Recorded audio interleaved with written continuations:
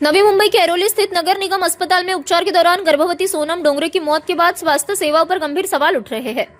मामले की जांच रिपोर्ट सामने आने के बाद महापौर सुजाता पाटिल ने कहा कि उपलब्ध तथ्यों के आधार पर नगर निगम की स्वास्थ्य व्यवस्था को इस घटना के लिए जिम्मेदार नहीं ठहराया जा सकता। इस मुद्दे की गूंज नगर निगम की महासभा में भी सुनाई दी, जहां सत्ता पक्ष और विपक्ष के बीच तीखी बहस और आरोप प्रत्यारोप देखने को मिले। महापौर ने कहा कि जांच रिपोर्ट के निष्कर्षों के आधार पर आगे की कार्रवाई की जाएगी और स्वास्थ्य सेवाओं को और बेहतर बनाने के प्रयास जारी रहेंगे। हालांकि यह मामला अब भी राजनीतिक और जनचर्चा का विषय बना हुआ है।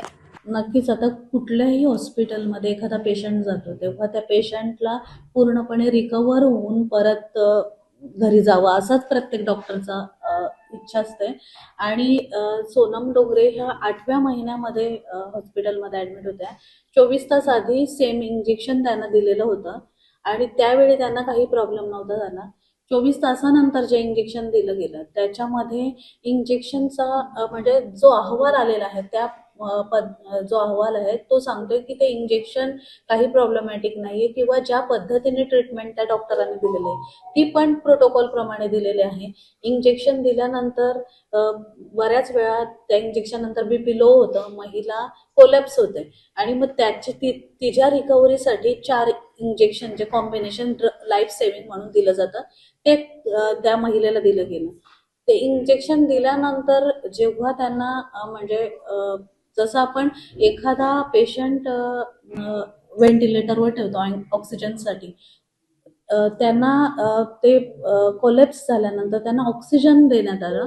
त्याच्यानंतर त्यांना ओममेट झालं आणि त्यांनी ते ओममेट ॲक्च्युली बाहेर फ्लश करायला पाहिजे होतं। ते त्यांनी म्हणजे भीतीपोटी बोला किंवा कशाने ते गिळून गेलं आणि ते त्यांच्या लंग्समध्ये गेलं। त्याचा इफेक्ट असा झाला की त्यांचे लंग्स डिॲक्टिव्हेट झाले त्याच्यामुळे आणि इमर्जन्सी सिच्युएशन झाली आणि मग त्यांचा असा मृत्यू झालेला आहे। याच्यात कुठल्याही डॉक्टरचा किंवा इंजेक्शनचा काहीही दोष नाहीये। ॲक्च्युली ज्या पद्धतीने सांगण्यात आलं की मेडिसिन चुकीचे होते किंवा औषधोपचार चुकीच्या पद्धतीने झाला तर हे कुठेतरी चुकीचं आहे।